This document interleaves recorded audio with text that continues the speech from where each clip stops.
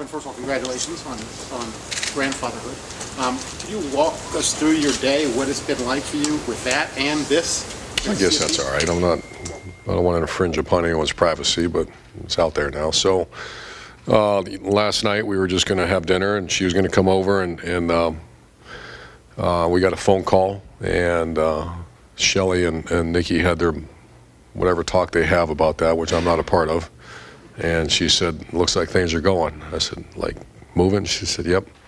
And she went to the hospital, and they kept her over. And then I said, does that mean? And she said, yes. So we got a little bit of sleep. Shelly went at 4 o'clock. The baby was born at 5:30. I grabbed my son at about 5:45, and we were down there about 6:15.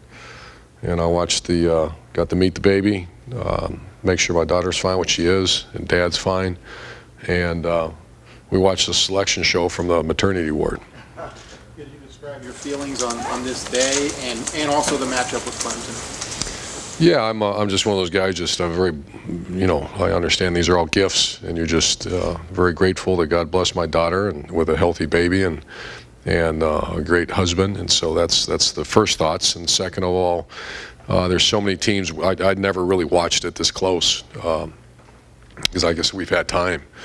And the amount of teams that were worthy of this, and I just said I'm going to send a text out to our players and staff right now that we receive this opportunity with incredible humility and class, because I can name 6, 7 teams right now that are that quality of teams, and so we're going to do the best we can to represent. Front row, Dave. As Bill said, congratulations on being a grandfather. It was such an odd year where not making the Big Ten championship game, you could argue helped you guys. You didn't have to play in another game. Your players didn't have to risk injury, and you guys were able to go all in on recruiting.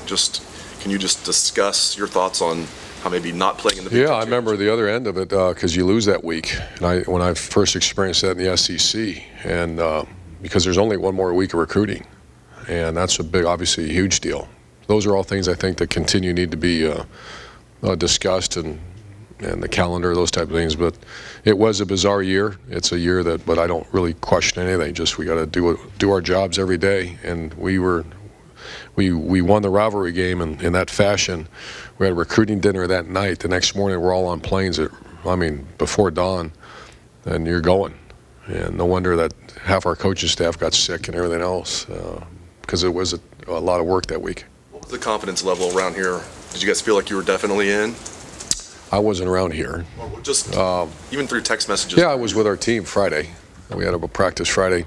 I think it started back in 06 when you just don't know until you know.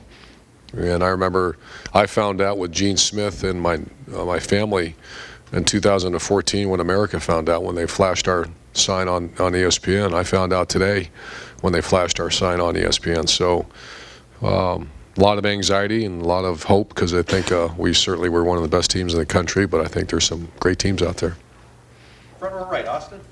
Urban, you've prepared for a lot of bowl games and you've been through the playoff once before. Where do you go from here? What does the month look like for Ohio State, training camp or whatever you want to do until you get to December 31st? I started it already, but as we speak, Brian Voltolini, my ops guy, we're gonna meet right after this with the practice schedules exactly the way we did in 14 because that was the uncharted waters, and all focus obviously is on this one. I didn't think when I first heard about the playoff, I thought we'd split up our staff and have guys work on the other games in case, and when you get into it, you don't have time. So it's gonna be all hands on deck. We have our big recruiting weekend this weekend, and finals week, so those are all the things that we'll be discussing right now. Is there any part of it, just for those of us who don't much practice, is it like in August? Do you do some fundamentals and then shift to game prep, or how's that work? Oh, in a way it is. We do. It'll be full fundamentals this next week. We have two or three practices this week, full fundamentals. Then the next week will be preliminary game plan, and then as we get around Christmas time, game plan goes in. Then you're in game week. And the last thing you want to do is give guys things to work on that we're not going to do. So it's going to be hard fundamentals, which we have a lot of work to do in certain areas. And then preliminary game plan, then game plan. Second row right, Ben. Urban, when you look at the Clemson program, do you see maybe a little bit of yourself? It seems like ever since 2013 when you guys played in the Orange Bowl, it's you, them, and Alabama who are in it every year. I know their team very well because I know their coach. I know most of their coaches too.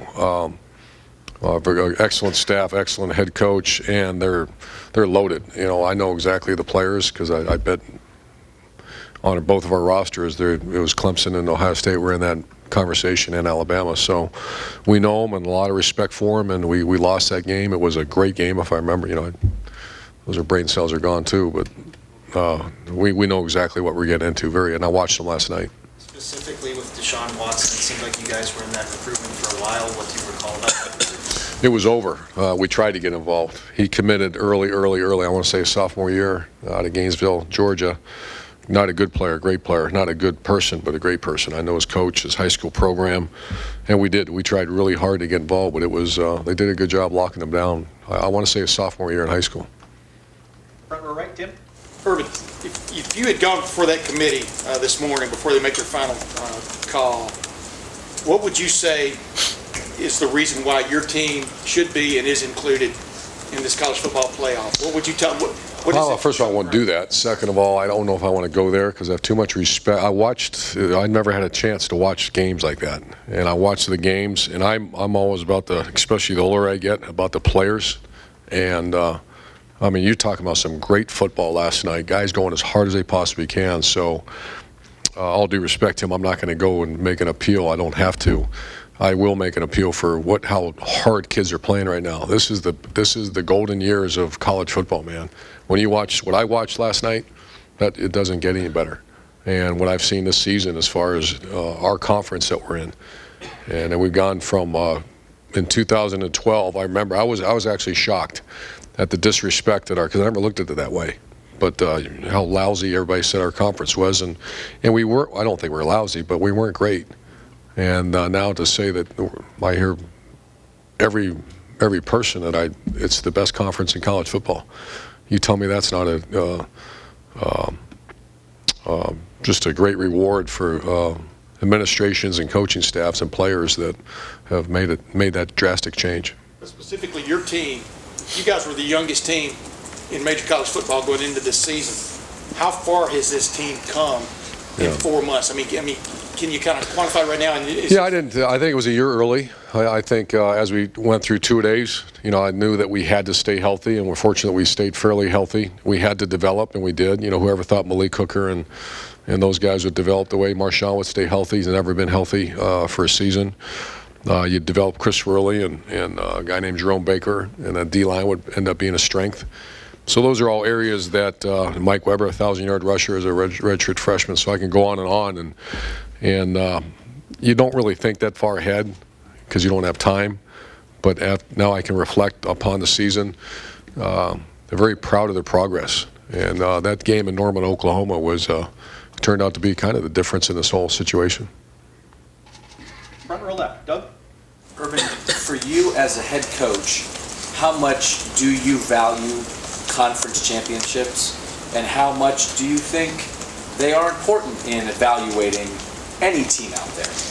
Well, that's a great question. I value them as much as that's why you go to work every day. You can see the Big Ten championships right there, and I think when they put together this college football playoff, I think do you play a light schedule and put everything into your conference championship?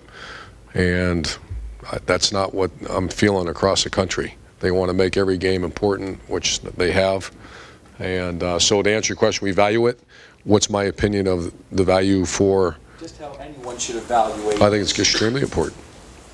And then I know the playoff is tough. It's 4 great teams. It's a physical grind. It's hard to prepare for. But having been through it, is it fun? Like this, you get the 4 best teams together just because it hasn't always been this way. You were that in the old system. Fun. Did you you won it, but is it great for college football? It is great. It's a good setup? It is great. It's great for the players. I mean, it's hard now. What our guys are getting ready to go through is really hard. Those 4 teams, all the teams getting ready to go play these big-time bowl games. So I think one of the things that's interesting, and Billy Donovan, my old neighbor down in Florida, I used to give him a hard time, and he said, "Do you realize how hard March Madness is?" And I looked at him and said, "Do you realize 365 days a year we have March Madness? You can't lose." And so it is. I don't use that word fun very often. It's very rewarding. It's why you come to Ohio State. understand that the greatest fun of all is when you jog out the field victorious. And so we're going to do everything we can to have that feeling again. Second row left, Ryan. Just when you look at the last few games y'all have played in indoor stadiums like this one will be, obviously the Fiesta Bowl last year against Notre Dame, the 2 playoff games, the Big Ten Championship against Wisconsin. Is there something about this team and this offense that's more conducive to playing indoors when it's 70 degrees and artificial turf or anything like that? I've never really looked at it that way. I think when you start getting near the end of the season, there's some conversation about when you're dealing with the elements and you want to be able to throw the ball, and we do have a big part of our game is horizontal as well. So I haven't really thought much about it. Far right over here, Andy. Coach, knowing what you know about this Clemson team and being as familiar with them as you are, maybe you don't know everything about them yet until you watch a lot of tape, but as of last night after watching the ACC championship game and knowing them as well as you do, what kind of jumps out to you as far as them as a team and what it's going to take to win the game? Well, the skill set on offense is over the top. They're all NFL players. They have one of the top, maybe the top 2 or 3 players in America, Deshaun Watson. They go fast. They're creative on offense. I think they got one of the best defense coordinators in the country. They're very multiple on defense. It's not just one defense. So, but it all starts with personnel, and I think, I haven't seen it, but I'm going to find out here in the next few days, but I would imagine them in Alabama would be the #1 team as far as NFL prospects in the country right now. And last 2 questions, far left, second row, Ari. Urban, you talked about working on fundamentals and things when you go through this month, because you're going to have more than a month between when you play games, and you've been through this before in the old system. 27 days. Between the time you last played and when you play. Whatever, it's the same thing. I was just wondering how much, even in the old system when this kind of gap was normal, could you see a transformation in your team? Even you want to be at the apex of where you are right now, but can you even get, in a month of training, can you even take a next step forward? I think with a very young team you can, and I think, Ari, I get your question, but if it's a mature team, then you try to just get into the dance as prepared as you can. But we're so young, and there's so much improvement. Everybody in this room knows what it is too. We have to get much better, and so and the challenge has already been laid across the table the last week with the players and coaches, that for us to compete at this level, we have to be 9 strong, and at times we're not 9 strong. And that has to happen. So we have 27 days. A couple days ago was 29 days to get to be 9 strong. In 2014, even going into it, you knew about the battle between playing in the Big Ten Championship and then winning 2 playoff games on the road, that is. And I know you were asked about just not having to play in this game, but how big of a difference do you think it is for this team to not have to have gone through that battle? And does that change anything from the way this team will be able to? Yeah, because I've been in that situation a couple of times in Florida and here now too. I'd much rather play in that championship game and win it, because your team gets another chance to prepare and get bigger. I mean, get better at their skill sets. So, but that just means we have to catch up that much, and you have to somehow simulate that game here in the next couple weeks to get them ready to play in that final game. I think that's a big deal. And I remember we played Ohio State in 6, and I thought a big part of our success was the fact we had to play a rugged SEC championship game, and Ohio State was offering another. And we were still going. So I have to somehow create that in practice. And final questions, far left, Matt.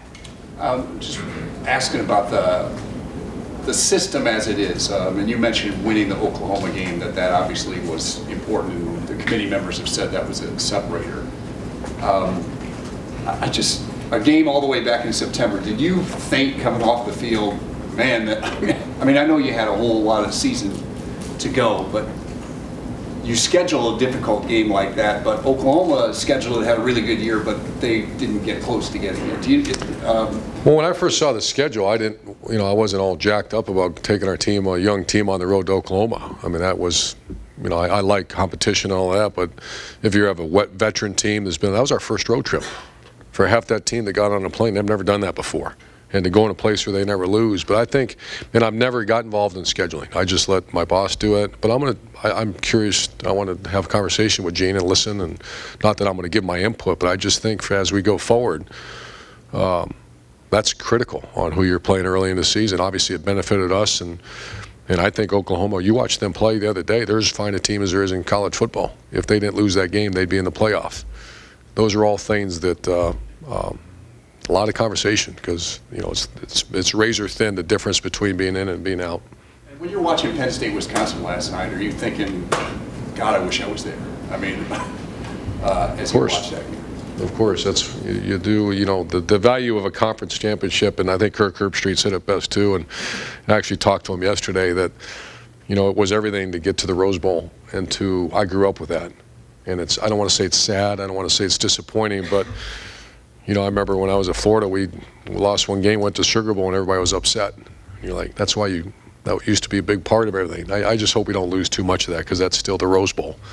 It's still a conference champion, but it's all good. College football is as strong as it's ever been. Thank you, guys.